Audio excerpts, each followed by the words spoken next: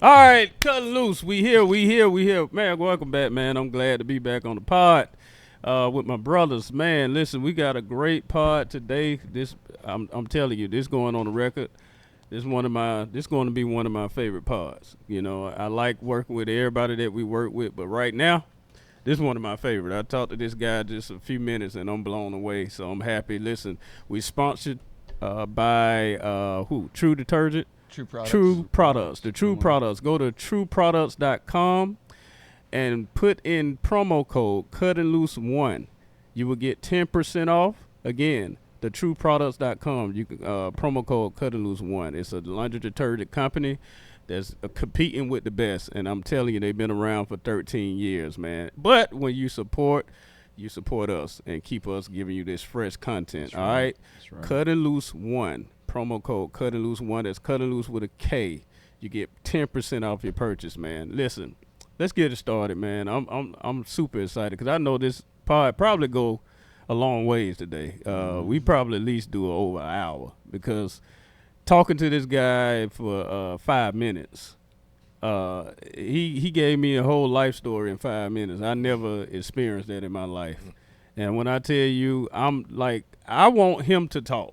You have the thing where you want to ask questions but he has so much knowledge and he is experience that he have been through, man. Life experience. First of all, I love his ministry. I love what he do. I love what he stand for, you know, and to be able to bounce back like he bouncing back, man. Listen, I'm sorry. You got to know there's a God somewhere. You know what I mean? So for him to be able to bounce back and still be in his right mind like he is, man, listen, I'm excited. I'm going to let my brother introduce him because our new executive producer, Mr. Holden Snyder. Come on, Holden. Yeah. I love how you started it saying, I want to let this dude talk, and then goes into a 7-minute monologue. But you need to shut up because I'm trying to keep it clean, and you white. No, I'm excited about having Jon on as well. Jon, you've had a very interesting life as far as your upbringing. I know you grew up with a large family, but I also know you were out of the house at 15. Like, what was that experience like? Like, how did you go ahead and manage that? Because I'm in my house currently at 26. I couldn't imagine being on my own at 15. Wait a minute. Hold on. This is Kuttin Loose, so we do stuff like this. Mm-hmm. I wanted you to introduce him. You want me to introduce John, him? And you started talking about his goddamn. You started talking about his past. Listen, so yeah, man, you was out of the house at 11, man. How was that like? You and Marlene, they was out there. Just started talking, brother. Who is he, man? Right. John's my brother. I met him doing the Keenan Presents festivals and also showcases all throughout the country here. He's been hosting for me for a minute. He kind of got me on the wave of doing clean comedy, putting my brand out there, being more approachable to more audiences. And he's really just an all-around great guy. I vibed with him off of energy alone, off the rip. I didn't even know he did comedy until I stared doing comedy with him. Mm-hmm. That's awesome. That's good. Welcome, his name is Jon who? Jon Nicolas. Jeez. Come on. There's a title on this episode. They're going to see who's on the episode. No, I don't want to hear that. I don't call you Sir Jeffrey every time. You better. That's fair. Yeah, put some respect on my name, brother. We're going to put some respect on this guy name. Who knighted you, Jeffrey? Don't worry about it. Why do I got to call you sir? Your sister. But welcome. On a serious note, though, Jon Nicolas, welcome to the podcast, man. It's an amazing honor to have you. Come on, give it up for Jon Nicolas in the building. He's here. Thank you for having me. Yeah, man, we got celebrities up in the house, man. Listen, I wanted to give you a right introduction because, man, you have a lot going on, and even your wife, just everything you stand for, you know, so you're a big deal. Yeah. So I just want people to know that's listening to this podcast, that's looking at the podcast, you are a big deal, you know, so we can't bring you up like you're not a big deal, you know what I mean? So even for how you going to help us out in this podcast, because definitely you see that Holden need help. you see, right? Okay. I'm troubled. Holden, I'm ready for you to cuss. That's what should we explain this? Hey, they threw in a swear jar because I make a lot of mistakes when there's a camera in front of me. Mm-hmm, and your mistakes cost you. So we trying to prepare you for real life. You know what I mean? So you raising up a child, you get whooping. Can I ask what the cause is for when this gets filled up? What are we spending that We'll money figure on? that out. Just so our viewers understand, we have a cup right there, or a glass, that Holden has a habit of saying swear words every now and then. So whenever he swears, how much is he going to put in the? $5. $5 will be going into that glass. So we'll end up with $100 at the end of the day. You guys Yes. gonna invest back in yourself and buy true detergent and Come wash on. your Come mouth. on now. John, Come on. come on. You see, this man is a professional. Y'all have been playing with us. Don't play with him. Come on, John. Nah, yeah, you don't want to get in the ring. Tell them how to plug that thing back in there, bro. Business That's what style. they gonna do. Because guess what? We have true detergent. We also have And you get a champ. percentage off. Come on. We Champ also have boxers. champ boxes. We gonna go ahead and plug y'all right yeah, I now. need a new pair of them now. I You didn't need a know new I'd pair? be. I almost said a bad one there. I'm gonna Come need a on. new pair of Come on. underwear after Come this on. one. Go to Champ Boxers, Yeah, promo man. code Kuttin Loose 1 for 25% off, right? 25% off. Yeah. 25. Come on, Champ Boxers. That's free underwear at that point. 25%. Exactly. Go ahead. Cut and loose one. You got to use that promo code. That's the only way you're gonna get the 25% off. Okay. That's you can get you some decent draws. Matter of fact, I wear them all the time. Christian wear them. Our producer. Everybody wear them. They're Yeah. comfortable. They're very comfortable. Case and- doesn't, but he doesn't wear underwear at all. He's a sick dude. But shout out to before we get started too, shout out to my brothers, man, the co-hosts of Kuttin Loose Podcast. They've been ripping shows all weekend, man. They ripped the Kuttin Loose Comedy Festival as well. So I want to shout out to my brothers before we get started, and shout out to our super producer, Mr. Christian Gomez, in the building. Come Yeah, on, El yeah, Presidente. Christian Gomez. We can't do it without you, my brother. Yes, And sir. shout out to Frosty, our executive producer, our other executive producer back there doing his thing. So Will Palomino, shout out to him, man. Let's get started, man. I'm excited. So let's Y'all go back know to the each other. jumping off point that I had 25 minutes ago. How was it kind of just raising yourself? Because in comedy, that's what we like to call a canon event. How did that really go ahead and shape your lifestyle, being like that at such a young age? You're referencing me getting kicked out at 15. Correct. It was hard, when your mom comes and tells you that you're not welcome here no more, and she kicks you out the house. It's a shock. It's a traumatic moment. So what happened was I was living in Bradenton, Florida at the time, and my mom remarried another guy, and he wasn't much of a stepfather. And when she kicked me out the house, she kicked me out the house based upon me just being a typical teenager. I was hanging out with my boys, riding bicycles, going roller skating rink, things like that. But I was trying to get out the house because the house was turmoil, it's a tumultuous environment. So when she kicked me out, my brother drove me to the Greyhound station in Bradenton, put me on a bus, and sent me to New York to live with my aunt. And it made me feel abandoned. It made me feel abandoned, made me feel neglected, made me feel like no one cared in the world. And I was reclusive, man. I drew back into myself, and here I am, 15 years old, on a bus, don't know nobody. I can get off at any stop, can get kidnapped, anything can happen. But by the sovereign grace of God, He protected me all the way there, and I ended up arriving in New York. So it was challenging to say the least, but that's when I started to learn how to really look out for myself. Jeez. So you said you arrived in New York. Yep. I Brooklyn, New mean, York. you remember the first step when you got off that bus, Sure do. like what you were thinking, like, man, what I'm gonna do from here? Like, Well, I was always, even popular to contrary belief with my family, I was disciplined enough to receive instruction. I just never had someone to love me enough to give me proper instruction. Okay. So because it was told, hey, you're getting on a bus, you're going to New York, live with your aunt, that I streamlined that thought. Okay. So, so as soon as I got off at the Greyhound station in Manhattan, I knew I had to get into Brooklyn to get to my aunt's house and go to the next step. So I just was, focused on, and New York is an environment where you have to watch yourself, look after yourself, watch your own back, because anything can happen in New York. So I got to my aunt's house, and shortly after that, I was brought in to a cult known as the Hebrew Israelites. Yeah. Yeah. Okay. My cousin was involved with them at the time, and I got pulled into that. And I got a big story, man. That's when they stripped my name away. Was no longer growing up. I was Jon Nicolas. I go by John now for the acting and comedy things that I do. But they stripped away my name, gave me a Hebrew name, and started to indoctrinate me into their religion At 15. at 15. At 15. Wow. And how long were you kind of like in that cycle? Like, were you catching on like towards this front end, or were you actually indoctrinated for a while into that? Well, it didn't last long because it was 98, going on 99. And during that time in New York, it was also during that Y2K era where the electrical grid blacked out on the East Coast.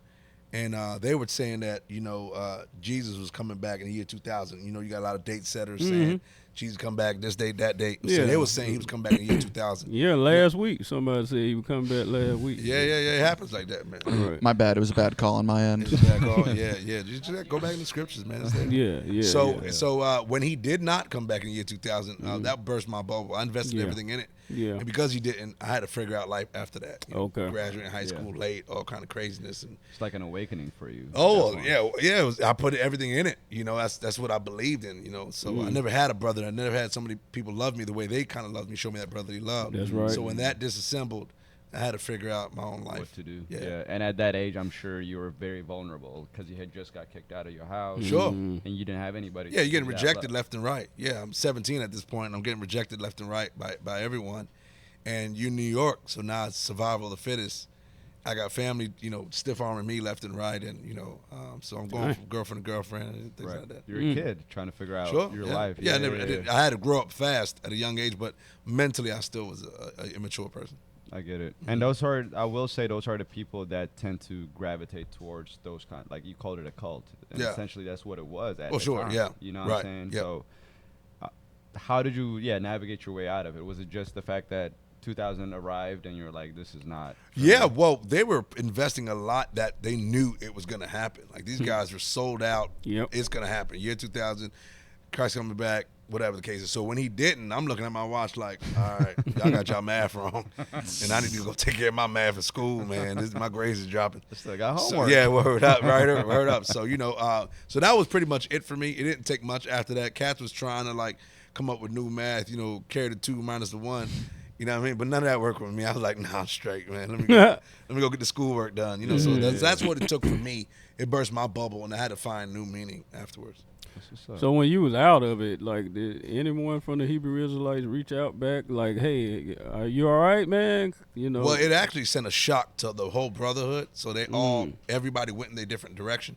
Gee. No one really was hey, okay. You okay? No, it messed everybody up because yeah, they didn't see Jesus. It jacked everybody up. I can imagine. Yeah. It jacked and it laid low for a while, and then you see little pockets start sprouting up here and there in D.C. and Georgia and different things like that.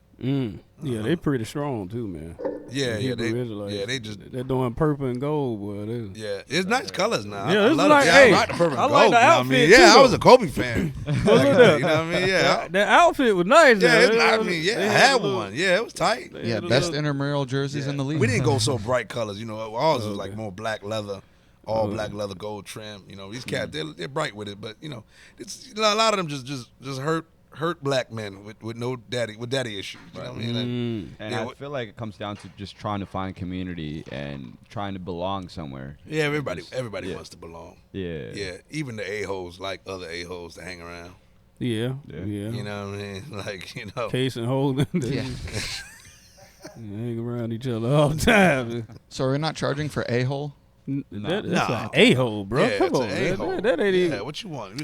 I'm making sure I know the rules. I've I've been sitting over here sweating. I was like, can I say that? Brother, this brother want a discount for a-hole. Like, what you want, 10% off? What you want, 10% off, Holden, for the a-hole, brother? What you trying to put in there? Monopoly money? Hold sound like he hold off on the comedy. Come on, we ain't just there yet. He sound like he on. Hold it sound like you on punishment. You don't get charged for that. Yeah. Holden trying to get money. Yeah, I'll put something in there. He said, "Hey, ho, I'm trying to get some. put something in there. Drop something in the cup." Trying up in here cursing. He's trying to make his own rules. In case you ain't the only one getting beat up all around here, bro. No, you good, man. Yeah, you gotta have tough skin if you're gonna be in the comedy world. Hey, you better, boy. Yeah, but that's what happened, man. I had to figure out life, but nobody really tried to reach out to me, man. It wasn't until way later, years later, that I started seeing cats and how they kind of redefine themselves and try to hold on to that cultish doctrine. So they still try to. Yeah, you got a lot of years later because okay. it was just they stuck. Yeah, man. When you go through a traumatic experience, a lot of times you don't want to be delivered out of it. You just want to redefine it's like an abusive relationship. You get the girl who's in an abusive relationship and she's around people that's letting her know like, hey, you in an abusive relationship, but she don't want to see it because the guy's like providing every time he's not slapping her up. So she try to redefines a way on why she's staying with him. It's that same. Yeah. And going back to what Marek was saying, it's all about that community aspect. Like a lot of people, that's the hardest part about growing. It's letting go of the people currently in your life that you need to let go of. And just having that community behind you, a lot of people can't get rid of that. That's more than you can get in a lot of fields. Yeah, for sure. 100%. Pretty good, Holden. I mean, we're lucky with comedy having that. Yeah, But, having like, the right people around you. Could you makes a world of a imagine difference. how messed up a lot of these comedians would be if they didn't have other messed up people in their circle? They'd be even more messed up, probably. Case would I'd be picking probably- his nose on the street. I'd probably be a lot better with all these messed up niggas. Nigga messed up, bro. I be listening to the case all the time. Like, something wrong with this, bro. Like, I don't need to be. I don't belong here now. But it do help you on the aspect of when you think you messed up, then you end up talking to somebody more messed up than you. It give you a better gratification of perspective. your life. Yeah. Like, you know, you can get in our own circle and start complaining. You know, I don't have this. I don't have that. I wish I can have this, and then you meet somebody like Case. That, you know what I mean? He have it, but he don't have it. You I know find what I mean? that most men, women, they don't even know how to identify whether or not their circle is a messed up circle. That's right. That's right. You know, they're in it and they're so entrenched in it that it becomes the normality for their lives. You know, there's a proverb that says bad company corrupts good morals. You know, so, you know, you're not even realizing that you're in the midst of bad company. That's right. There's another proverb that says that, you know, you don't eat a steak dinner with someone that's insulting you. You know what I mean? Like, you know, I'm not cutting on a porterhouse. Right. When I'm digging into this porterhouse, you know, my man calling me out my name. Right, you know what I mean? right. Most cats don't even understand, like, you sit in a circle with cats that are insulting you, but you don't have the bandwidth of intellect or spirituality to even identify it. Because it plays off like a joke, so you just you laugh. Yeah. Like, no, I heard what you said behind the fourth wall, cuz. Yep. You gotta know how to listen deep. Yeah. But, you know, a lot of cats don't know how to listen deep because cats like to stay on the surface. Now, do you believe in the saying, they say this a lot, hurt people hurt people? Absolutely. Okay. Yeah. Hurt people in its rarest form is traumatic individuals who have not addressed their past only regurgitate what happened onto other people. Say that again. That was good. So the terminology, you know, it says hurt people, right? Everybody say that and they're like, hurt people, right? But hurt people translates to its rarest form, its common denominator as a traumatic person, someone who dealt with some form of trauma, regurgitates their trauma onto the individual that they're speaking with because they don't want to face their own trauma. And something about that individual triggers them. So they don't want to face their past. You know, and for me, my example would have been my wife. I'm married to, shout out to my beautiful wife, Jon Nicolas, Prepare the Way 8 Ministries. Yeah. That woman, she's the strongest woman I've ever known because that woman was, when I first met her, she let me know that she was raped by her father. She's from Guatemala. A lot of people know in Guatemala, in those Latin countries, man, it's just a lot of bad stuff happens. You know, a lot of incest, a lot of rape, a lot of molestation. You know, there's a big movie. Shout out to my people who did Sound of Freedom. There's a movie called Sound of Freedom out there.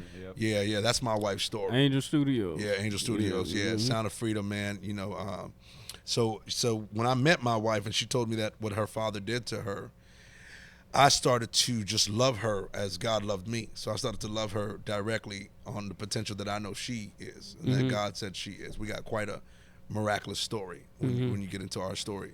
Some of you may have seen it. You know, we got a story on a platform called 700 Club, and it's buzzing through the internet right now. My wife is on another platform called Della Faye. She has well over 15 million views. And when I met my wife, I started to love her in a certain place, but she started to reject that love and try to project on me the trauma she experienced. Now, mind you, I've already been healed from mine, so it don't work. It would only work if I had trauma within myself. That's right. And then we'll get into some type of circular, you know, argumentative conversation. But everything she would do would only let me know that you're so much hurt further. Yeah. You know, so the point of what I referenced to y'all is when you're around who you're around, you hang with, 9 out of 10, the people that you're hanging with have some kind of trauma that has been undiagnosed. and they regurgitate that trauma onto you, or they take it on stage and call it, that was your best set or whatever. When really they did was they did that was their own therapy to vomit on the audience. They call it trauma dumping. Yeah, they call it trauma dumping. Right. A lot of people do that. Yeah, when you didn't ask for it and you just dump it. A lot of people got to be ready to go that deep. Now let me ask you this: you said your wife, told you what happened or whatever, right? How long y'all been married? We just made 6 years. Come on now. Yeah, man. Yeah, man. All right. Yeah, That's good. Yeah. We just made 6 years on my birthday, June 25th. Congratulations, man. Appreciate that. Happy birthday. Yeah, received that. Yes, Happy sir. late birthday. Yeah, All right. man, yeah, received that. Yeah, put something in the cup. You know what I'm saying? Yeah. Let's cover them charges. Come You know what I'm saying? Get some slice of That's pizza out here. Look. That's for swearing, ain't it? Now, we can do another cup. Man, We can do a bigger one. oh, You know what I'm saying? okay, Come on, yeah, man. yeah, Come we on. do. Sow it to the ministry. Sow it to the ministry. Come on, somebody. Pass the time basket. Get a time basket. Hey. Christian, get a plate to start passing around. Can I ask you a question Oh, we got a question from behind. he's Come got a on. God mic. Now we're going deep. I have the microphone, so it's gonna I be. see it. Señor, escúchame, señor. I Get the see- microphone, I see señor. the mic in your I face, got the bro. microphone. Yeah. You Escúchame. made sure you put that mic. Hey, you Hey, the only guest he put the mic up Hey, there man, for. you know we going deep when the brother behind the camera said, hey, let me ask you a question Look, because look. I'm behind the camera. I see Bro. all kind of stuff. He was prepared. Oh, I He got love a it. mic. I was prepared, yeah. He was. Go ahead, brother. Go Yeah, ahead. he The tried to question try. about the trauma. What do you think about life repeating these stories over and over until you learn your lesson? Is that a thing that you think it happens actually, or is something that we make up in our heads? let me return the question and articulate in a way that I can comprehend what you asked me. You said, what do I think about like the repetitive cycle of traumatic experiences that it continuously kind of promotes the same thing happening over and over? Yeah. And you said, what do To I... your own self. Right, Yeah. and you said, what do I how think do you about that? get out of that? Yeah. What was the last part? And how will you get out of that? Okay, yeah. So, great question, first of all. Great, authentic question. What I think about it is, one, that's true. If you stay in the same cycle and you repeat the same thing, you're going to get the same result. It's called insanity. You keep doing the same thing over and over and over, and you're expecting a new result, and you're not going to get a new result because you're doing the same thing over and over. So most people who deal with some form of trauma, whether it be sexual, physical, verbal abuse, or whatever, which is 1 out of 2 every person you meet. Okay, that's just 1 out of 2. It's what we have. That's what's plaguing the black community. It's what's plaguing the white community. It's what's plaguing every community. It's what's plaguing Atlanta. Yeah. It's a virus. Okay. So what I think about it is, yes, it perpetuates the problem on a spin cycle. And that was my wife's story. She continued that all the way up until 36. She tried to deal with some of that deep, coming into our marriage, but each time I would have to address it. So I agree that, yes, if you continue doing the same thing, you're going to get the same results. How you get out of it is by facing the things that you close the door on every time of, growing up. So let's say you take me. When I was 7 years old, my mother struck me over my head. I died at 7 years old. When I had regained consciousness from 7 to 33, I tried to face what happened to me, but I end up rerouting it with some type of offset to not dealing with it, and typically that would be sex or alcohol or drugs or things of that nature, so I'd push it away.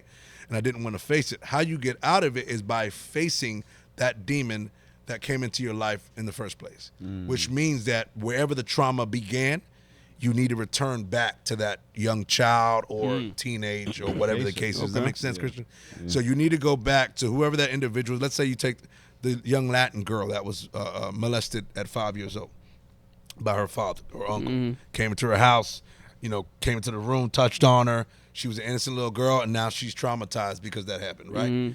Now she's 40 years old. She done went through 8 different guys, done got 2, 3 different kids, and the guys is like, man, watch out for her, man. She got issues, man. Whatever case is, right? And they don't mess with her. I smashed that, but I kept it pushing because she whatever. No, what happened was you wasn't man enough to take on her pain.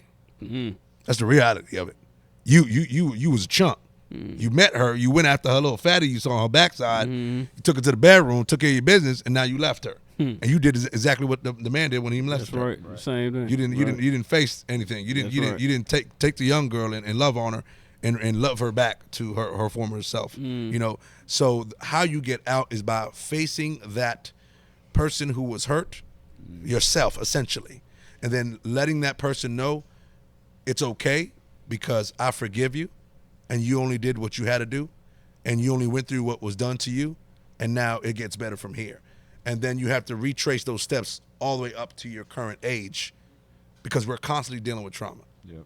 Take somebody who deals with a car accident and saw a death in front of them, right? Everything was straight up until that point. Boom, son got ejected out the car, leg missing, you know what I'm saying, all kind of stuff, right? And what happens? You need to face that. You need to face that you saw something traumatic. Yep. Your brain needs to process that. And then when you process that, then that's when the healing comes. Does that make sense? Yeah. Great question. I mean, you seem to have a lot of experience on the subject, not only with your personal life, but obviously the loved ones that are close to you. What's that first step towards like reconciling or healing yourself? Because a lot of people don't even know how to begin that process, which is why they repeat for so long. Yeah. Great question, Holden. Wonderful question, man. It's acknowledging that there was a problem to begin with.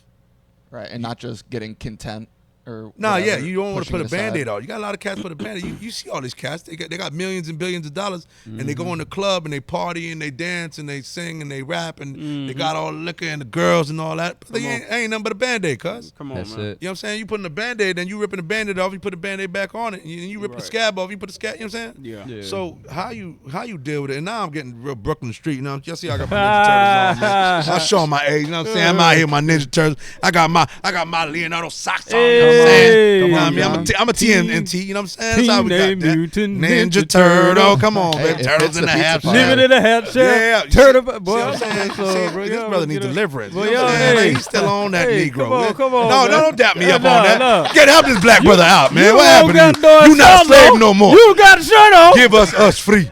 Give us free. I'm a star. going You ain't a out. slave no This more. man just showed his whole turtle outfit. Yeah, but what I got to do? You know what I'm saying? You can't take nowhere. He over here talking, the what happened? Yeah, Leonardo is Help big. this brother out. This ain't Come for- on, this ain't man. for the- Let's get this Django up out of here. Get this this brother ain't for the- James up out of here. this ain't for Django. the niggas, man. Come on, black man. Stay on topic. Stay on topic, black we man. got focus. Yeah, so We got focus. so check it. Here we go. Great question, Holden. The object is you have to identify there is a problem to begin with. You got to identify a problem within yourself. You got to, man, I got an issue. Yep. Now, the thing is, for me, when I had my encounter with Christ, he was able to show me all my issues from my past. I didn't get that choice of kind of working through it because I was such on a damaging trail. You know what I mean? The trajectory I was headed, I was going to kill everything in my way. And he said he snatched me out of that depraved mentality. And then when he was able to show me what I was dealing with, I was like, man, I was a jacked up dude. That's why when y'all saw my story, I said that I called every woman that I hurt. Yep. I called every last woman that I hurt and was like, listen, I was wrong. It was me. I was wrong. I didn't. Apologize, yeah. Before I blame it on them. Nah, she tripping. You know what I'm saying? That girl. You know what I mean? And I realized it was me. Wow. And most men can't do that. Nah. Most men can't call their ex and say, hey, I'm the one that drove you to that current prison inmate you got right now. You know what I'm saying? Or whatever the case is, you know? Yeah. So the object is acknowledging that there's an issue within yourself and then doing the due diligence of piecing that together, which is asking the hard questions. Now, if it's traumatic in your family, then asking mom, dad, uncle, cousin, yo, can you give me some context to why I feel the way I feel? And if it's in a friendship or stuff like that, then you just got to go to the person and deal with it. Like my wife went to her father over the phone in 2020 during, everybody had time to hang out and think about all their life. My wife called her father and told her, hey, I know what you did to me. And he acknowledged what he did. And then she said, I forgive you. It's a hard thing to That's- do. What does But that there's level so of much strength, reconciliation look like on the back end? Because has the relationship changed any? Like, do Who's- they, your wife and her father? father. No. Do they currently talk, or is it just No. a set and forgive? Actually, yeah, he done messed up. He shortly after that, he sent an inappropriate video, and the devil tried to bait her back into. Hold on, wait a minute. He sent an inappropriate video to Yeah, her? after she called him and forgave him for what he did. Shortly after that, he took a little window gap to a little small door opening to insinuate something sexual to bait her back into her former depraved mindset. Yeah, and as a man, most men would have been like, "Oh, like you're saying, right, boy?" You know, what I'm saying? But unfortunately, I can't go back to that former. You self. can't, right? You know what I mean? Right. What's the point of progress if I'm gonna Right. go back? So, Yeah. so yes, to your point and what you referenced, what does that look like now? It looks like that woman is walking in freedom. Right. I have a wife that walks in freedom. Now she can help other women who have been sex trafficked or abused or whatnot. So that's what it looks like for her. Unfortunately, what it looks like for him, because he's still dealing with his own shame and guilt, he's only perpetuating the problem at his current age still. Now, the question I wanted to ask, was, okay, you and your wife, 6 years. Congratulations. Oh, man, now, thank in you for the that. Yeah, beginning, appreciate that. In the beginning, when y'all met each other, you knew what you carried. You knew what you came through. Yeah. Was it like right off top, your wife came to you and said, hey, look, I know you want to be with me. This is what I'm dealing with, or you had to pull it out of her? Oh, great question, man. Great question. Yeah, when I first met her, so when you see when you see her story, now I showed y'all mine. You got to see hers. Okay. Hers is massively powerful. Okay. In her testimony, she shared the fact that when I met her, I said, God said you're going to be my wife. I was her Uber driver. I was yeah, man. Yeah, man. I was her Uber driver. That's a bold pickup line from an Uber driver. Straight Hey, up. get man. on in here, girl. Yeah, man. Yeah. Where you going? Lock my door. Lock that door. Yeah, man. Yeah. So it was 2017. I was doing my comedy thing, man. I was doing McCurdy's Comedy Club. I got as far as Ultimate Miami Comedian. Come on. I was gonna get the HBO contract if I got the first runner up or whatever the case is, man.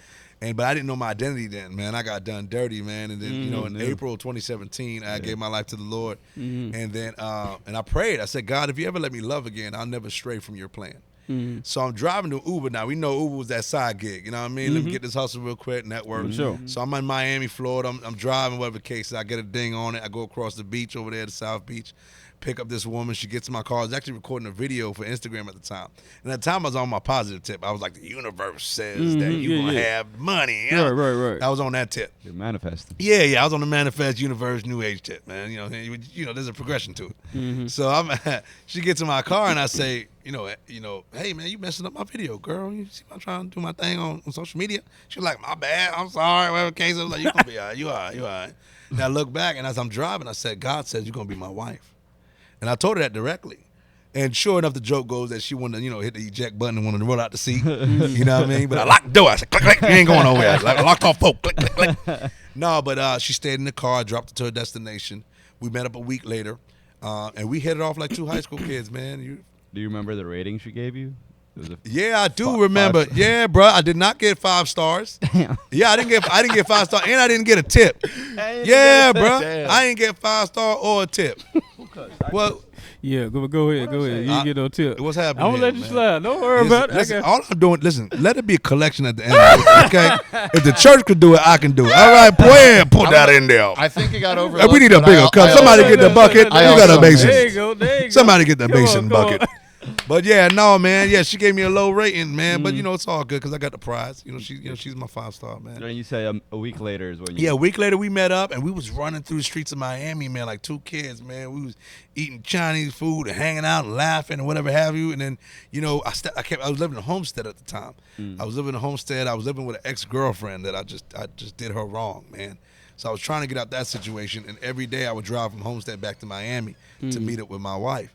And then sure enough, that's when she started to open up and tell me what happened in her past. Oh, okay. And then I took that early on. Yeah, early on. So to your point, it was early on. Okay. I didn't in the beginning I didn't have to pull it out of her first. Okay, she good. told me what it was, but a lot of it God showed me in a vision. So a lot of times I would fall asleep and I would get a vision of what happened to her, and I would start to already tell her things that I had got a spiritual download on, and then I would ask her about it. And then she would have to face it. It's interesting you said that. I'm sorry to cut you off.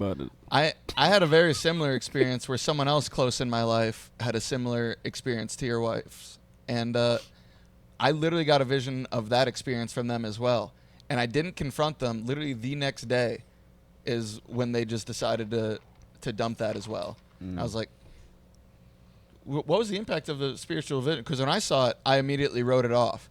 And then the conversation that she started, and I started getting flashbacks, and it felt like deja vu, and I got tripped out. Yeah, no, I can understand that for sure, but I didn't get that option because if you watch my testimony on 700 Club, when I had my encounter, he chose me to follow him. So that means that when he would show me things, he being God, when he would show me things, I had to just do what he said for me to do. Okay. So it was hard for me to get a vision and get a dream and not speak about it. That would be disobedient at that point in time. Because that was part of the righteous path that you like. Yeah, that I he mean, put you on. that's Yeah, like you get a premonition that this person's about to get hit by that car. Mm-hmm. You see when they cross the street. You see when they get hit by the car. And you don't Now say you snap back into real time, and you Right. see that same person walking, and you see the car coming, and you're like, nah, maybe that wasn't. Right. Bam, and then they get hit. And it You know what hit, I'm right, saying? right, right. You know what I mean? That's on you. You know what I mean? Yeah, You know, right. those kind of impulses, you got to react the moment it's Now, given to you. okay, Does that make so sense? I can talk now. Hold. Go for it. Yeah. Okay, thank you, sir. If you're inclined. Appreciate it, man. Thank you, man. Thank you. You guys are cute. So, Yeah, I love you. so, I don't like it, man. Yeah, that's all right. You know. But look, Ebony yeah, and that ivory. joke- he got problems, man. So look, you said she got in the car, she interrupted you. Now you went and said, "Hey, God said you're my wife. I like to go back." Like, okay, she got in the car. Yep. Immediately, she distracted you, so you automatically felt the connection, right? You Right. felt the bond. Yep. And then you heard God say, That's right. "This is your wife," Correct. and you immediately told her, right? Correct. Yeah, I Okay. just relayed the Okay. message. And Yeah, then yeah. how she responded? Like she looked at you like, "What?" It was like just but the whole ride was going great. So Okay. it was a perplexed look on her Yeah, behalf. yeah. But sure enough, she heard the authority and the conviction in my voice, Okay. in which I spoke. Okay. And at that point in time, being 36 years old, she done had a different type of boyfriend. She done went through what she went Yeah, through. yeah, She's yeah, done yeah. playing games. At this Yeah, point. yeah. So when a man says something so convicting and powerful, Yeah. it's like, you know what, piqued my interest. Right. So that was her response, more or less, like, okay, you piqued my interest. We Okay. follow each other on social media. Okay. Week later, we meet up. We running through the streets of Miami, acting like kids. In a short, because I had got another vision that I gave her that was very profound. And then within the next 6 weeks, we started dating. I even remember the date, June 17th. Okay. yeah. So obviously she was a Christian too. No. Okay. So that's No, why I wanted sir. to ask you. Yeah, and I never Okay. even used that term, Christian. Oh, You okay. used that term. Okay. Well, I'm just saying. Yeah. A religious individual. How would you She- describe Nah. it? Yeah. Well, How would I describe yeah, what? your faith or how you. I'm what identify the Bible yourself. says. I'm a follower of Jesus Christ. I'm a follower of the way. Okay. And So the Bible she- never said go make Christians. That's just something Yeah. that was put on later on. Everybody want to put on titles and call it something. You know, they Yeah. you say Christian when you want to engage someone of the Christian faith, but then when you want to start getting deep, you learn what they Well, faith yeah, means. I see what you're saying. Yeah, it's just, but no, But she wasn't. No, you good. Yeah, you yeah, good. yeah. So she wasn't. No, she didn't. wasn't No, a she believer. wasn't a believer at all. She was Okay, nothing. okay. No. Yeah. No, in fact, she grew up Pentecostal, which is Oh, she grew up. Okay. most Latin cultures. They grew up either Yeah, Catholic yeah. or they go up in the Pentecostal church or something like Yeah, that. yeah. And she grew up like that. And her father was actually preaching in the church. And her Oh, mom, my goodness. yeah, man, Oh, yeah, they wow, were the preaching. same father. Same father. Yeah, Aw. preaching in the church. Mom was preaching. They were doing tambourine, singing, all that jazz. So they grew up watching their parents say, "Oh yeah, Jesus, Cristo," and all that other stuff. And they get to the house and he's doing dirt. And then they would have to, and then they the parents made it seem like they were the modeled family. So showing off the kids to like, these are my kids, la la, you know what I mean? Meanwhile. All that's going down. Yeah, horrible stuff, man. So no, my wife. So, but she had an understanding because like if somebody Yeah, come to you and be like, she had "Hey, understanding. God said," you be like, "What? God said?" You Yeah, know, but like, what we talking about here? We're talking about something deep. You know what I'm saying? We're talking Avatar, man. Y'all remember Avatar? When Sully. Yeah, the blue cat. Okay, Oh, the yeah, blue yeah, Avatar. Yeah, blue Avatar. yeah. Yeah, You know, you got hold on. different- My bad. Yeah. Okay, all right. Yeah. gotta explain, Not man. the Asian brother with the Oh, bald yeah, head. yeah. No, with the hair. That's what I was No. thinking. Yeah, I grew up on Avatar. He like, hold on, the Asian brother. Now you talking, baby. Windbender. You know what I'm saying? Look at this cat. Now I'm in the water. This cat ready to take my water out my cup. Let me drink this before you get my water out my cup. You know what I'm saying? Windbender. I felt the breeze. That's funny, Felt the bro. breeze. We talking about the blue people. Blue people, man. Yeah, man. Them Funny giants. stuff, bro. Yeah, there's a scene where the blue guy. I can't look at that boy. Listen, you know when you can make comedians laugh, you in the right Hey, business. you in it? You in it, bro? Shout out to Keenan Presents Keenan. Hey. No, but so real talk. You know what happens is, man, in the scene, Sully was the blue cat. Looked at I forget Shorty's name. Yeah. But he looked Zoe's at her. character? Yeah, Zoe Saldana's character. Yeah, Look, yeah. she did shout out to She Zoe did Saldana. amazing, She yeah. got. I'm on her Instagram. Girl, you doing that thing? Okay. Shout out Zoe. Yeah, shout out to Zoe. I can't wait to do film with her. My God, she's a Come beast. on. So now, when you look at what he said to her, he said, "I see you," right? And he said, I see you, right? So he was like, I see the person you are on the depth of inside you. Because she had her own trauma. Everybody, the father was trying to get her a husband, and she's like, man, I don't want none of y'all. Y'all can't hang with me.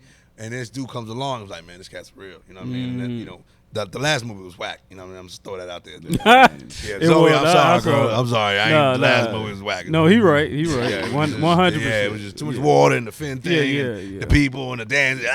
Tongue out. I couldn't 100%. I couldn't follow. Me neither. But I'm saying, you know, but Michael, we love you. So nonetheless, that's what happened for my wife. So when I said, God said you're going to be my wife, we ain't talking about a pickup line. That's how the secular audience would try to articulate it. We're talking about something divine. She heard a divine voice. Yeah. It connected in her heart. Right. So it works a lot like music. That's right. You know what I mean? Like when jazz a lot of times don't have no music to it or whatever the case is, instrumentals, right? Whatever the case is, and you're listening and you find like you start crying. That's right. Opera music, nobody understand what they're saying. Oh, whatever the case is, and you're like. You feel something deep because it transcends the physical and it goes into the supernatural. Okay. So she heard what I said. That's right. I like that, man. Yeah, man. I like that. And at what point, because you said she wasn't really into the spiritual aspect of things when you first met, right? And what was that process like when to now you're both doing testimonials and hers is doing 15 million? Yeah, great question. How did that evolve? Yeah. Well, it works the same way a relationship is meant to work. She saw me model what a biblical man looks like. Yeah, she saw me model godly manhood.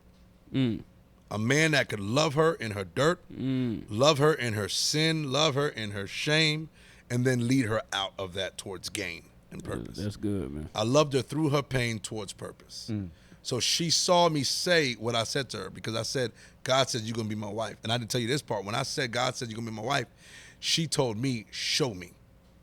I want you to show me. Later on, we met up and whatnot. And she said, I need you to show me. Don't talk about it, be about it. That's essentially what she said. Woman, she threw out a challenge. Yeah, she said, show me. Yeah, and I was like challenge accepted because I did so much dirt in my life. I'm like, I'm not playing games no more. You know what I'm saying? Like, I'm ready to do this life the way it's supposed to be done. So because of what she said, and I like challenges. I'm like, you challenge. What how many push-ups we doing? Right, get it. You know what I mean? So when she said that to me, I was like, okay. And then I had a responsibility to be a man of my word, even though it got hard at times. You know what I mean? I was like, I'm not gonna give up. I'm gonna keep showing her. What was the hard part about it? What were well, you know, men, we deal with temptation. So if I'm dealing with her traumatic experience, you know, we was not in the beginning. Intimacy was very difficult for us because she would get triggered. Everything I would have to find out on my own things that triggered her because of her past trauma. I couldn't play certain music. I couldn't wear certain smells. I couldn't touch her in certain areas. Everything was a trigger, and I don't know nothing about this. I'm learning the faith myself. And I didn't go run to the church and learn how those, you know, how they do it whatnot, because I didn't agree with a lot of what the church was doing. You know, a lot of people, you know, they say church hurt. Well, the church get hurt because of false leaders hurting people to try to indoctrinate cultish pew members, you know, pew fillers or whatnot. You know what I mean? To fill the seats, you know, and keep the lights on. You know what I mean? So I did not run to that. So I had to figure out on my own. I had to learn all the training, but I just never gave up. So the triggers for me, not triggered per se, but the things for me that was challenging was when I'd get the ex text me. I'd get, you know, the girl looking at me or whatever the case is. You know what I mean? Like, this is not happening at home. I'm like, maybe I can slide over here. But each time, God was like, nope. And this is when you're starting to get a little emotion too, right? Because you had just started doing different things with comedy. Yeah, she met me doing comedy. She met me doing comedy and acting. You know, shout out to the family of Jon Singleton. I met Jon Singleton, famous director Jon Singleton. Man, I was doing a movie called American Crime Story Johnny Versace, a TV series called American Crime Story Johnny Versace. And I met Jon Singleton, man, and he gave me some great advice when I met him. And he was like, it was very simple advice. Met on set, dapped him up. He was like, hey, brother, I see you doing your thing. Keep going. And it's crazy because I don't even know where brother know me from. Yeah. But he was watching as a director. He wasn't directing that project. It was somebody else. But he was watching the project, and I guess he could see me locked in, and I was an extra at this point in the beginning. So you didn't have no speaking lines. No speaking lines, man. But you know, you took it serious. I had to. I was dead serious about this. Yeah, man. You know, you got a lot of extras going on movie sets, and they act up and look at me. Man, I was locked in. I knew I had to get. So he, you know, he told me he gave me some great advice. So I knew, pertaining to the temptations, I knew that I had to keep locked in, and that God says, this is my wife. Your path, yeah. You know what I mean? So once you know what it is, when distractions come, you know how to see those distractions and then, stiff arm those distractions. A lot like when a football player has that football and he sees all the defenders coming, and you want this ball, but you're going to get this fist to your face. You know what I'm saying? Right. And that's the same thing with opposition. Come on, That's man. beautiful. I like that, man. I like that. Tell us the process. How you land the interview with 700 Club? Oh, wow. Yeah, that's a great jump. Yeah, I love how we're going. We jumping all over the Right. place. Cool. Skydiving, jumping off. Let's go. Let's do it. Yeah. Yeah. I really love it. The next thing you know, we gonna get questions from somebody from outside. Somebody gonna be Yeah. like, "Hey, I got a question." Man. Somebody gonna open the door. Hey, I got a question. I heard you out here. Yeah. Y'all went live. You didn't know. Yeah, come on, man. go- My mama acting up. What I need to do? Right. No, but I'm down for him too. You know what I'm saying? Yeah. Now, 700 Club. So even great story. Shout out to CBN, Christian Broadcasting Network, 700 Club. Love them. Love y'all people, man. Late great Pat Robinson, phenomenal man, started 700 Club. Gordon Robinson is now taking over. They're doing great work all over the world, telling people stories. So I was actually at NRB, National Religious Broadcasters Network, which is the largest communications conference of podcasters, TV show hosts, you name it, whatever case is, on a religious scale. Every different religion from all over the world, they all meet together in different conferences. This one was in Orlando. I went down there to deal with something. So I went down there, and I was praying with a young actress that I know. And while I was praying with her, I got a vision of a guy who, I see his face, I see what he looks like in the vision while I'm praying. And then when I get out of the prayer, I go find him. And I go find out. It turns out when I find him, he is a broadcaster, interviewer for CBN News. A gentleman named Ephraim Graham. Shout out to a phenomenal friend of mine, Ephraim Graham. I came to him and I said, hey, listen, I just got this vision, and I believe God wants me to tell you my story. And that's what he does. He interviews people for their stories and a lot of other things that he does. And sure enough, man, we scheduled something, sat down in that same conference. He heard my story, interviewed me. Told him my wife's story. He connected me with his people, and then within a year, we got an email stating that they wanted to move forward with my wife's story. Wow. And then Same guy. with his people. Right. Yeah, like okay. same Yeah. Same network. Same network, Yeah. So they reached out, and I went. And actually, when they reached out and we got the phone call, I was going to divorce my wife. Ooh. Right before that. Yeah. Right before that, I went to my annual men's retreat. I go to an annual men's retreat every year. I don't know if you guys men know, but we as men have to get away That's right. and unplug. That's right. Got to get away and unplug. You know what I'm saying? Right. Like, put the phones down, put all that communication That's down, right. get with other guys. You know what I mean? No matter what color you are, black, white, Spanish, all that. Get us all together. Yeah. And we, get wherever you got to get to. We go to the mountains. And this year I was up in the mountains, but on my way up to the mountains, I actually asked God for permission if I could divorce his daughter, divorce my wife. Because I was just fed up at that point. I dealt with so much pushback from her, so much rejection. I don't know if you guys know, but I think you do. Men, we don't like to be rejected. No. You know what I mean? yeah, Especially for sure. not from women. For sure. You know what I mean? Yeah. Let alone if you've been rejected by your own mom or whatnot. And so I was dealing with so much rejection that it was weighing on me heavy. So on the way up to the mountain, I'm like, God, let me divorce this woman. He emphatically told me no. I was like, shucks. Shucks is crazy. I was hoping to get out. You know what I mean? Get get one of them black queens out here. What up, black queen? You know what I mean? How frequent are these visions in your life? Because they seem to be at like major pivotal points of your life. Yeah. Yeah, man, they're frequent. You know what I mean? There's a guy named Daniel in the Old Testament. Daniel was going through a certain situation with a guy named Nebuchadnezzar who was a monster narcissist. And Nebuchadnezzar had a dream, and he told the wise men, either you interpret my dream or I kill you. Yep. And he's like, all right, well, tell me your dream. And the wise man was like, he's like, I don't want to tell you my dream. I want you to tell me my dream and interpret it. And the wise men was like, this cat crazy? You want me to do what? Right. So they was like, you know what? We know a guy. And they went and got Daniel. Got And Daniel, then Daniel came to him and was like, all right, I can't interpret your dream, but I know a guy who can. So he went to the plug. He went to God and prayed to God, and God gave him the dream and the interpretation. And sure enough, the fool still didn't listen. But the point is, Jeremiah 33:3 says, call out to me, and I will show you mysteries unknown That's to you. right. So that's essentially what I do. I call out to God, and I say, God, show me what's going on, and he'll show me. So in terms of how frequent, it is my life. It's how I get the next, what's coming up next. So that's why it just lines up with like the pivot points of your life. It's because that's where you see like you or feel like you need guidance. It's divine appointments. It's divine leading. You know what I mean? We live in a world that has a lot of different messages coming at you fast. And you got to know which one you want to receive, which one you want to believe. right, When you're okay. driving 85 north or south, how much advertising you see pop up on them things? You know what I'm saying? About Come on. 15 Burgers, million. tax, this, Come that. on. You know what I'm saying? Like, Yep. which one of those are you going to let get into your brain? Are you going to pull over and get that burger Come on. that was advertised? Or are you going to pull over and get that rental agreement with the realtor? You know what I'm saying? Are you going to go to the new church with the Right, pastors whose faces like, come to my church? Right, You know what I'm right. saying? You got to choose It's a lot. which one you go. You know what I mean? So I'm able to streamline what I see and what I hear. I get that. You And know was what I that early on that you had that moment of, do I stay with this woman or do I leave?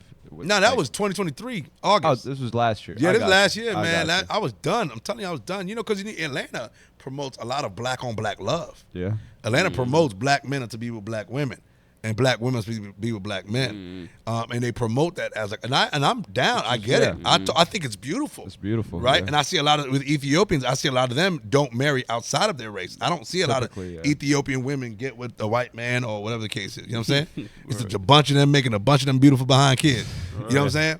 I've tried. With them swole foreheads. Swole foreheads.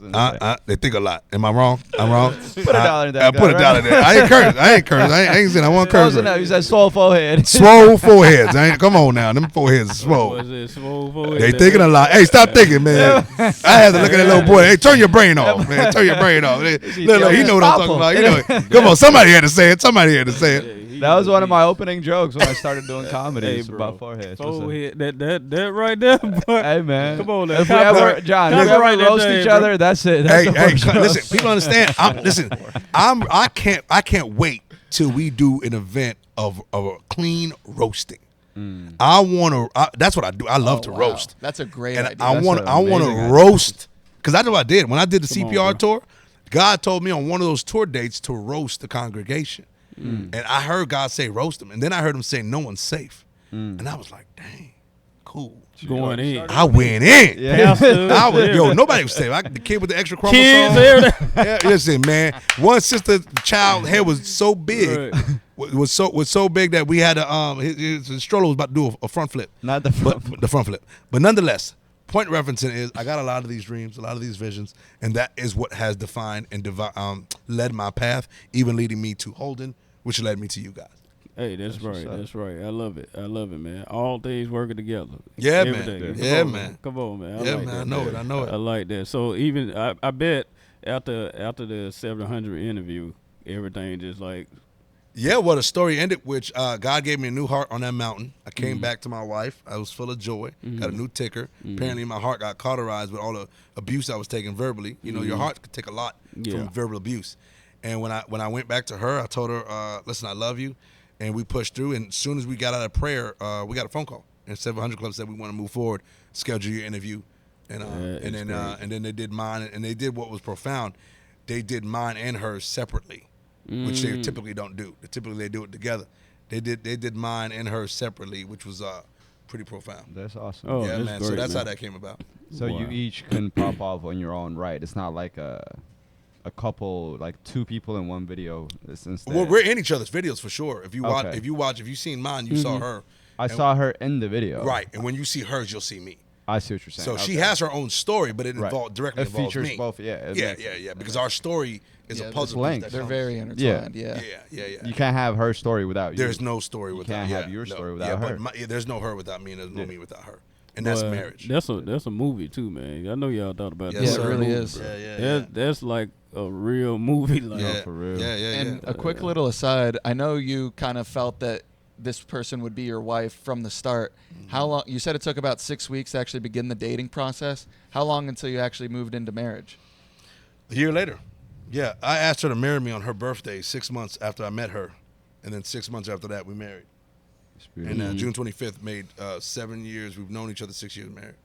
It's beautiful. Oh, that's really beautiful. Yeah, man. yeah. When you do the math and you get cats that be like, oh, we've been dating for 8 years and Yeah. married for whatever 30 or something 30, like that. You know what I yeah, mean? yeah, yeah. So or no, we dating for 8 years, married for 2 or yeah. something like that. You know what I mean? So Yeah. you know, Yeah. What took y'all so? yeah, right. Yeah, Well, made sure. Yeah, right. Well, after the third time he cheated, I just needed to know if it was really him. Yeah, made sure. Yeah. No, it's horrible, man. When you know, you know. You know what I'm saying? Yeah, When that's you real. know, you know it's lined up, and you know you it's what God said it to be. You That's feel me? real. Yeah, man. And you said you combined families, right? When I was watching the video at 700 Club with you. Yeah. And My kids? Yeah, your kids and her kids is Yeah. now like one big Yeah, family but yeah. kinda Well, thing. she took my kids on as a stepmom, you know what I mean, and Gotcha. loved on them, rightfully so. We're a blended family, you know I what I love mean? that. And yeah. I love that. Yeah. Blended family. All right. Yeah, man. Yeah, you got it. Sometimes you meet women with kids. And, Yeah, you know, yeah, those yeah. kids, Especially, yeah. yeah, they didn't want to be neglected or rejected by That's whichever right. other parent. You know, That's our job right. is to love on them. That's That's right. it. Yeah. That's it. And Yeah. you're giving the love that you should have received as a kid, right? Like Correct. for whatever reason that didn't happen for you in that moment, but now you're breaking that curse of like, all right, this is how you be a Come parent. on, you said a key word. You got to be a Curse. curse breaker, man. Yeah. Yeah, Curse, you got to be the right. one in your family that defines that breaks that curse. Mm-hmm. If it ain't no one else, then let it be you.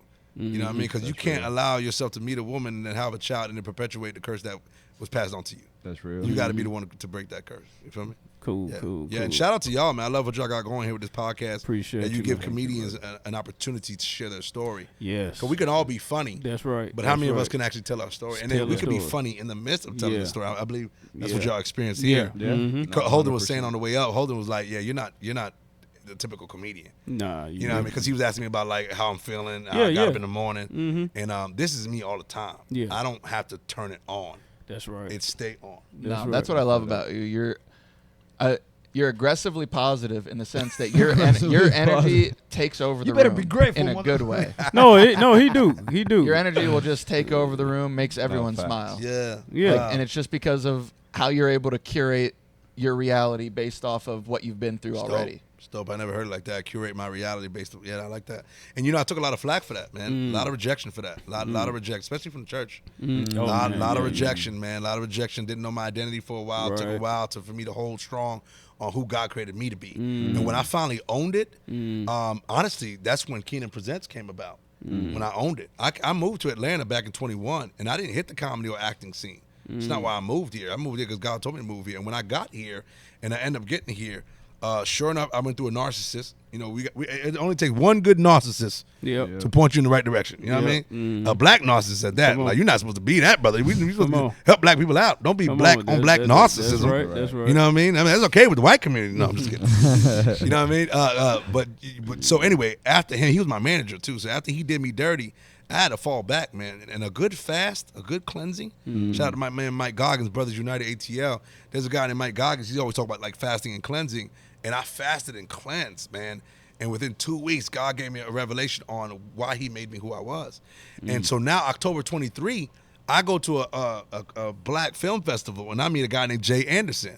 And he's doing a comedian named Jay Anderson. Love Jay. Shout out Jay. Shout out Jay. And Jay invited me out to see him perform at Keenan Presents. And I ain't know about no Keenan Presents. No, I mean, I ain't see Keenan from when he was Right. doing all that and all that jazz. You know, Mighty Ducks, whatever the case is, SNL.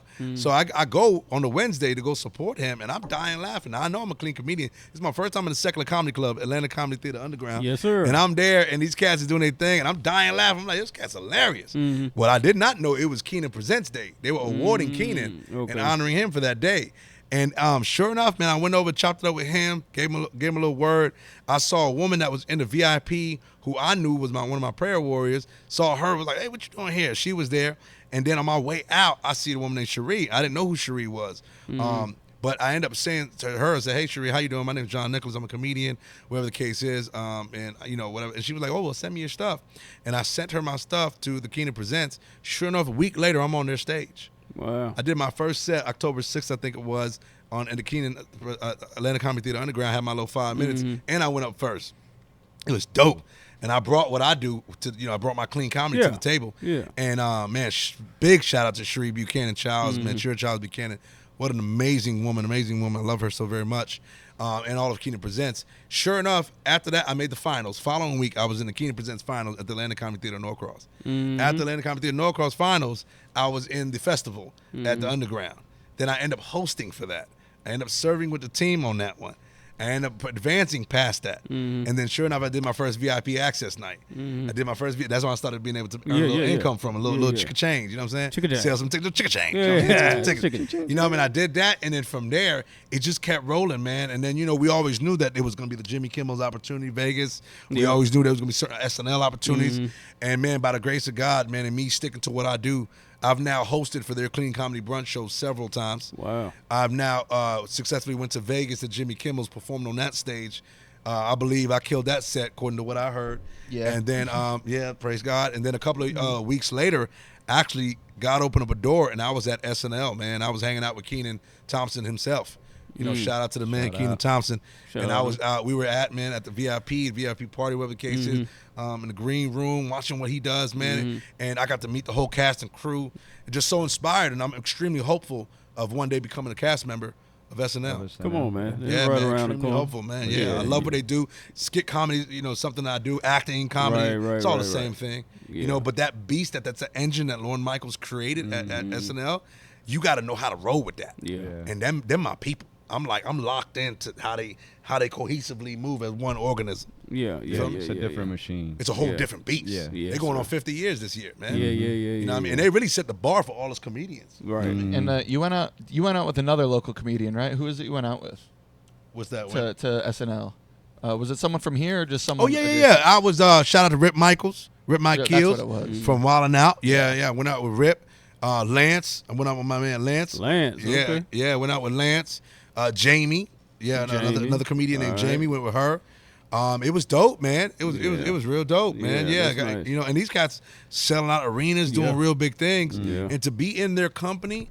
As you know, they say, Holden said, I never even know who you were. That's because I don't mind being on the backside of the desert. Come on, you feel me? man. I don't mind laying the groundwork. You know what I Yeah, mean? man. I ain't trying to be all up on everybody's Come stage. on, bro. Right. Hitting Come on, 9 man. stages one night. You know what I mean? Oh, let me get a little Yeah, time. I don't Will care about none of that. Palomino. Yeah, I want to be bro. right where I'm You're supposed on to a be. path. Yep. Yeah, I'm You're on a your path, man. Yeah. So That's for me to be beautiful, man. there and be on the famous stage, hanging out with Kenan, I'm like, come on, man. Yeah. Man, that's pretty That's dope. a dream. Yeah. Yeah, it's a real dream. You know what I mean? Yeah. So I stay in my niche, clean Right. comedy. That's right. It's what I love to do. I used to do crass comedy. You guys don't know this story. I got as far as Kevin Hart when I was doing comedy back in the day. I got a story where I met Kevin. Kevin played me. You know what I mean? Shout out Kevin. Love you, bro. But, you know, I'm going to tell you about that time that you tried to play me, son. You know what I mean? So we're going to chop it up about that one. I want to get to that story, What up? but first I want to ask you, how was your overall?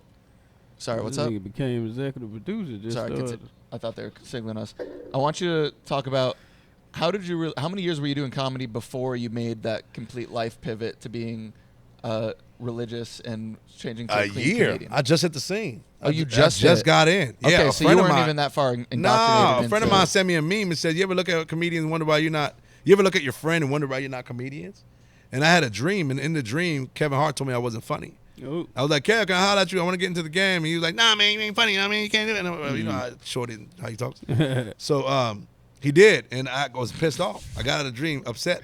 I had a dream, Yeah. and he Yeah, did. He did, yeah. And I got out of the dream, and I performed my first stage ever, McCurdy's Comedy Club. In Sarasota? Florida. Yeah, it's still on YouTube. I was cursing up the storm. I was drunk out my mind then, too. You just pull up the video, you be like, this cat crazy. You know what I mean? I was drunk and high all the time. You know what I mean? But that's when I got started. So it was only a year. But within a year, I ended up meeting Kevin, and I ended up being selected for the Ultimate Miami Comedian. So it ramped up real fast. Yeah. So total, it being in 2024 now, I would say I think I've been in the quote-unquote game probably about 8 years. Okay. You know what I mean? Yeah, and but it's just skyrocketed. just Right. kept going. right. Since recently, especially with Kenan Presents. I mean, that's Right. what he does. He wants to showcase talent, but to the people that's serious about, being serious, being integral, having integrity, being about it. And I believe that's what I bring to the table. And there's always that period where your potential hasn't quite yet been recognized yet. You Sure. feel me? Yeah. So I Yeah. think Yeah. that was what that was for you. Yeah, that, man. That grind. I received that. You feel me? Yeah. Because now it's quickly ramping up as Yeah. opposed Yeah. to just being I stagnant. mean, all the- yeah, you Jimmy know what I Kimmel mean? stage, SNL, you know where, what I mean? where most comedians become stagnant is they don't know what their stage cadence or voice even is, and it just sounds like you found that so early that you were just able to go straight up right off the gate. Put the work in. Yeah, well, when you put, when you look at like the bamboo, if you ever watch how the bamboo tree grows, it grows in the ground deep. it spends a lot of time growing in the soil before anybody ever sees it. Sees it, right? But when it comes out of that ground, it's one of the Shoots straight up. It shoots straight up, and it's one of the strongest trees.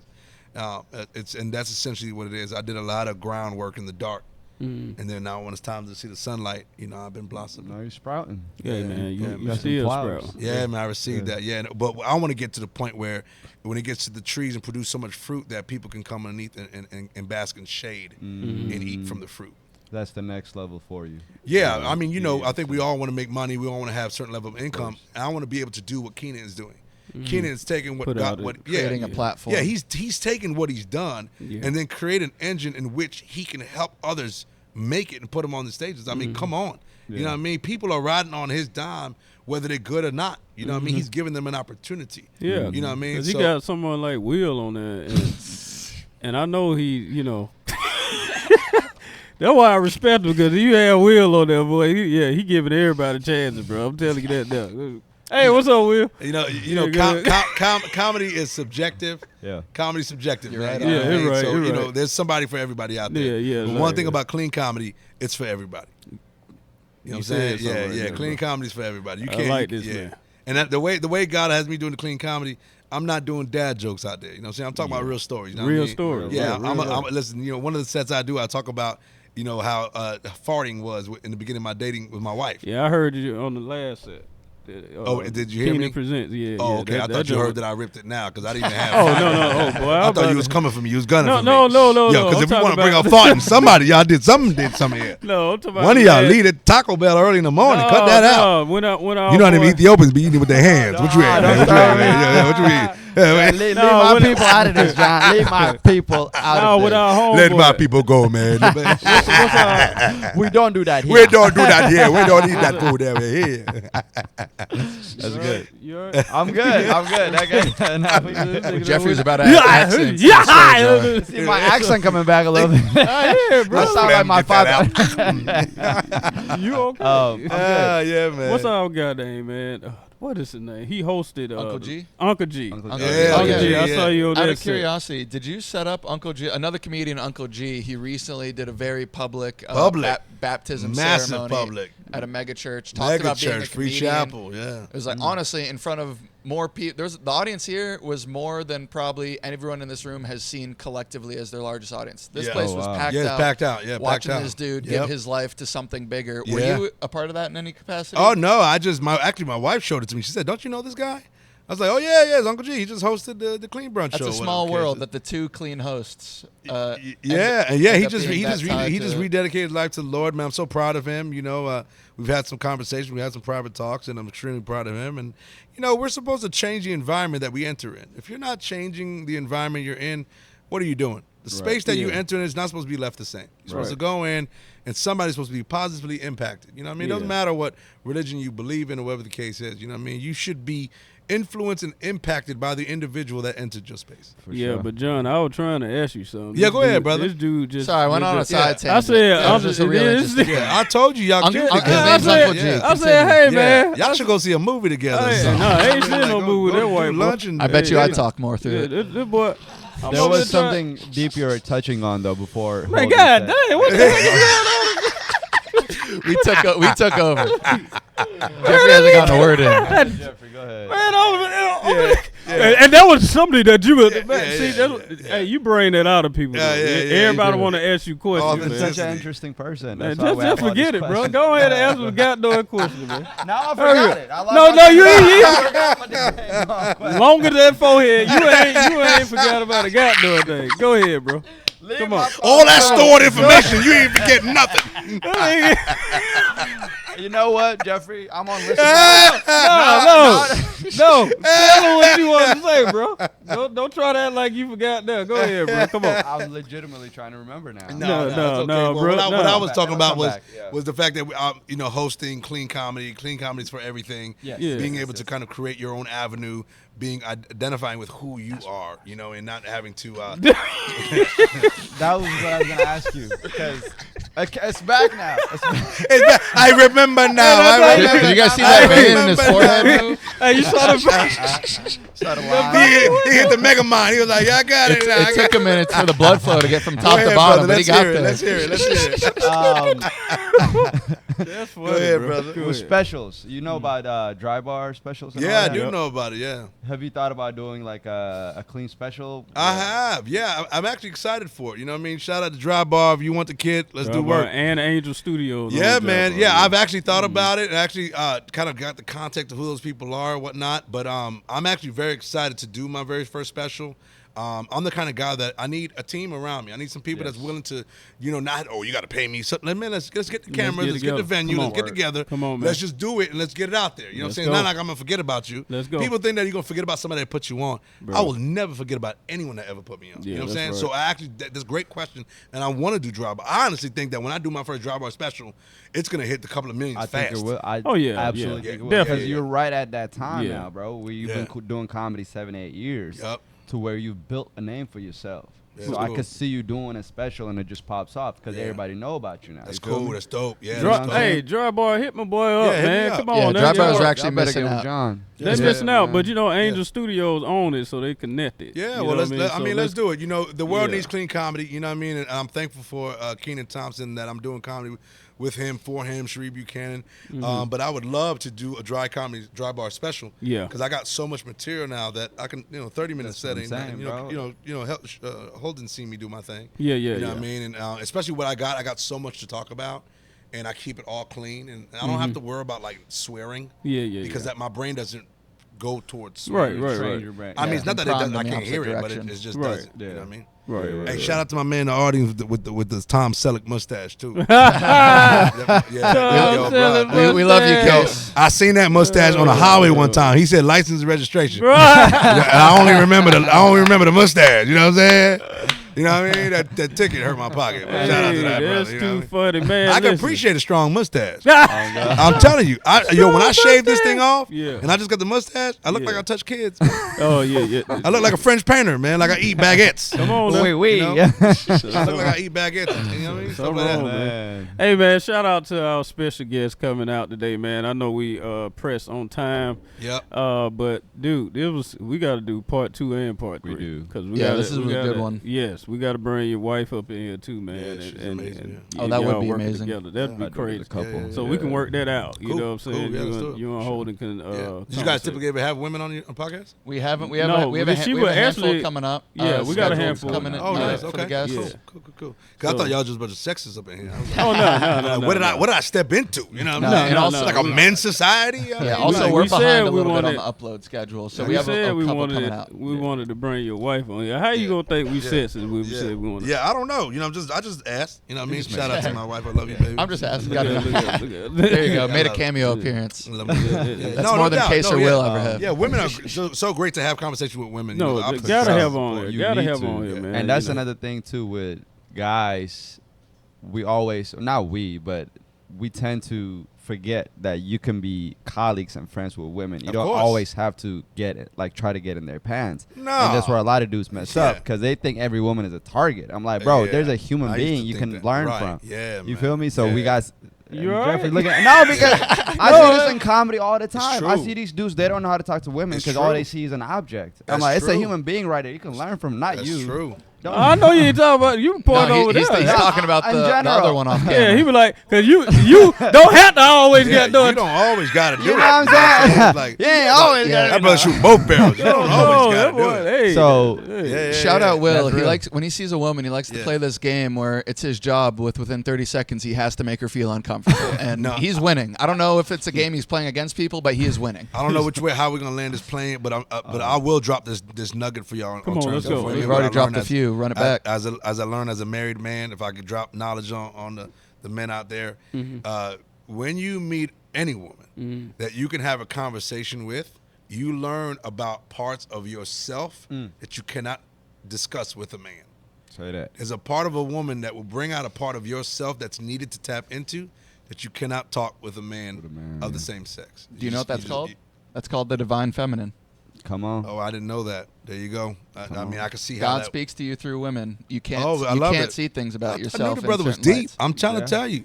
I knew he was deep. He had depth to him, man. He been hanging out with us. I'm surprised we only got the $5. But that actually sounds like a show, The Divine Feminine. That can go a lot of different ways. There's a hip hop album too. I think Mac Miller. It's a Mac Miller. Yeah. Oh, word. Okay, yeah. So Holden, all right. He all right. But before we wrap this up, though, Yeah. John, we do want to ask you Please. anything that you're excited about, that you're working on, that you want to promote, anything that you want the world to know. Wow, several, man. Yeah, the current tour you're working on. Tell us Yeah, the next few dates. shout out to Faviola, my brother Five, Christian rapper, Christian McCartney, Mike Servin. Jesus Christ, crazy guy, blew up on the internet. Love this guy. Yeah. The white tee. Yeah, I roll with him. That's my dude. That's what's Yeah, up. Plain James. We got what's called the CPR tour. We just did it in April. We did a 5-city tour out in Albuquerque, New Mexico, Roswell, some other spots. And now we're renting it back in August. So we're going to hit a lot of different West Coast, East Coast states. It's on my social media. Okay. But it's called the CPR tour, comedy, praise, and rap, where several comedians, several Christian rappers, several Christian artists, we get together and we go to impoverished cities and different states and cities, and we do comedy, praise, and rap. You know what I mean? At the end of it, we give an altar call for anybody who's hurting and you know, want to receive God or just want a change of life. So, you know, between the rap blend and the comedy, it just works, man. It works well. So we're bringing the CPR tour 2024 back. You know what I mean? We love sponsors to get on board now. You know, if you're ready to get down, to get behind us, you know what I mean? But we're bringing it back. I think we got like 11 cities locked in, and that's 2 for 2024. Come on. You know what I mean? So where can people go to find out more about this tour? Yeah, so you can go to my page, The Real Jon Nicolas, TheRealJonNicolas on all platforms. You can also go to 5, you know, the number 5 IVE. He's on there as well. But man, please, you know, hit us up. So I'm excited about that tour. I'm also excited about staying in the lane of comedy. I'm excited about the October Keenan Presents for Canada. Yeah, Okay. man. Toronto. Yeah. Very nice. International. Yeah. Representing Atlanta, man. I'm Toronto. waiting on that passport, baby. Come on, Get come that passport on. come back in the mail. I know a lot of people out in Canada. It'll be my first time. You know what I mean? I'm a big Celine Dion fan. Every night in my dreams. You know, I love that lady, man. You know what I'm saying? Shout out to Celine Dion. Shout out But you Celine know what I mean? Dion. Shout out to Celine Dion. We love you, girl. But on some real talk, you know, Keenan Presents is coming out to Canada. It's going to be dope. You know, I'm excited to hit the stage out there. I got my first feature film that's going to be dropping on streaming. It's called Eating Me Up. Let's go. Ricky Burchell, director. You know, I mean, my first feature film I've ever done. Come Let's on. go. That's Very nice. amazing. I'm very excited about that. You know what I mean? What platform can people find that on? Yeah, so that's Amazon Prime. You know what I mean? It's gonna be on different platforms, but you know, you could go to my Instagram. You'll see Eating Me Up on there as well, Okay. Gotcha. or eatingmeupfilm.com. You'll see it there. But I'm so excited about what's happening with that platform. I'm also excited about my testimony. Me and my wife's testimony is on 700 Club. You know, you can go to my YouTube, you can go to 700 Club, and you can find it there. You know, my wife's well over 15 million. Mine is climbing up in the hundreds of thousands. And I'm just excited about what God is doing, man. You know, and overall, I'm excited to see where Keenan Presents is gonna go, man. You know, I want people rooting for me with SNL. You know, please come out to my comedy shows, support. You know what I mean? If you love clean comedy, come out and support. You know what I mean? But and I'm excited for you guys, man. Give me this platform, give me this opportunity to talk about you know, what's going on in my life. Oh man, We come on, appreciate man. you being here, man. Definitely. dope. What else you want to say, Ho? I just No, wanna know I'll if let- it comes I'll to let free you pizza, continue. that's why. Free pieces. We in a We have to pizza talk joint. to our executive. Yeah, producer. executive producer. You know what I mean? Let me get pepperoni. He's in the back pretending not to be listening. Go ahead, Jose. You said you were gonna say something. No, I appreciate you being here. I appreciate you sharing your story with us, being so open and vulnerable. And I honestly just appreciate you doing your thing, being Yeah. real. We got to get you on Appreciate you, the man. comedy festival. Yeah, too, we can get man. you. We got to definitely get you on a gotta Cuttin' Loose sometime yeah. soon here. Yeah. That audience would eat you up. They would love it. bro, they would. They would. Yeah. And you know, to the viewers and listeners, just you know, shameless plug. There's no limit to what I do. I host. Yep. I'll do a bar mitzvah. I'll do a 70th birthday. I'll do a Yeah. 80th roast. You Yeah. know what I mean? Like, Yeah. there's just no limit to where the comedy can go and Yeah, whatnot. And I'm excited to start working with other actors, other comedians who are about doing it from a positive, Let's go. clean perspective. Now, that doesn't mean that I won't enter into a realm that's secular Yeah. or that involves cursing and whatnot. It's just that you won't get that out of me Yeah. unless I'm playing a character Right. that is that takes on that persona. Yeah. That's fair. All right. That's let's fair. roll, Well, thank let's you roll. again for being here, brother. Yeah, We man. learned a lot. Yeah. This is a great conversation. Great. We got some laughter in there. You didn't have to bring my forehead into Yeah, it. But yeah. Well, you led with that. You know what I'm saying? Yeah, you went into that dimension. You know what I mean? He always leads I with didn't his ask you forehead. to be all up in the space with it. You know what I mean? You lead with that. You know? Nah. That's pretty good. No, man. You know what I mean? No, but shout out to Holden for actually. We had a conversation at the last show that I did. Yeah. He told me about it, whatnot. I was able to be like, hey man, maybe you want me on there. He was like, no, it's totally He's a good dope. dude. And he stayed on top of that. Yeah. And then here I am. And I almost didn't make it because I've been traveling a lot. Yeah. Very tired. You know what I Right, mean? I was right. actually hoping the brother did not hit me up. Yeah. But the fact glad that we were able to fit you the in, fact man. that he did, man, I got out here. Holding Heck on yeah, it, man. man. Holding on Holding it, it. man. Yeah. Shout out to Holden. I He's been appreciate doing it. Yeah, he's been doing a good job, man. It's cool, man. So glad to be here. But That thank joker, you. man. Yeah, boy. thank you for Ain't taking doing time out of nothing, your day. man. Thank you. We appreciate it. Yeah, appreciate Hey, that. we definitely appreciate it, man. appreciate Thank that. you to our audience, man. Thank you for tuning in to the Kuttin Loose Podcast. We're going to just keep getting bigger and better, man. And we out of here, man.